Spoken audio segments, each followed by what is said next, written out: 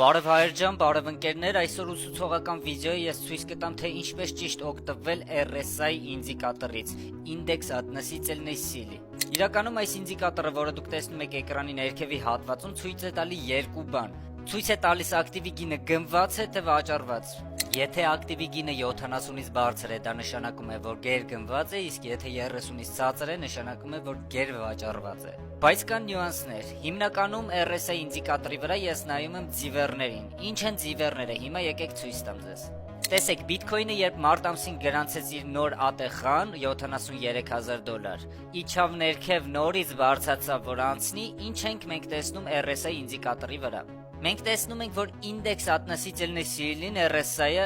ներքևի հատվածում է, բայց գինը բարձրանում է։ Դա ձիվեր է, ժողովուրդ։ Երբ գինը բարձրանում է ակտիվի, բայց RSI ինդիկատորի վրա մենք տեսնում ենք ձիվեր, այսինքն ինդեքսը չի բարձրանում։ Նույնը մենք տեսնում ենք նաև իջնող գրաֆիկի վրա։ Bitcoin-ը շողքով իջավ 45,000-ը, բայց բաժակն 52,000-ն էր։ Բարձրացավ, եկավ retest, ժողովուրդ։ Բայց ինչ ենք տեսնում մենք այդ պահին RSI ինդիկատորի վրա։ Տեսնում ենք ձիվեր, ժողովուրդ։ Այսինքն վաճառողները ավելի թույլ են, քան թե գնորդները։ Ամենայն հավանականությամբ գինը կբարձրանա։ Եվ այդպես էլ եղավ, գինը չիջավ դրանից եւ Bitcoin-ը հիմա գտնվում է $96,000 սահմաններում։ Բայց եկեք հիմա ավելի ուժեղ բան ցույց տամ, սա ֆինանսական խորհուրդ չէ, բայց ես շորթում եմ ու դուք տեսեք ինչի համար եմ ես շորթում։ Bitcoin-ը $90,000 գնում գտնվում էր RSI-ով ամենաբարձր կետում։ Bitcoin-ի գինը բարձրացավ, բայց RSI ինդիկատորի վրա մենք տեսնում ենք ձիվեր։ Ենթադրություններ արեք ինքներդ, թե ինչ կկատարվի Bitcoin-ի գնի հետ, այսօր այսքանը ցտեսություն։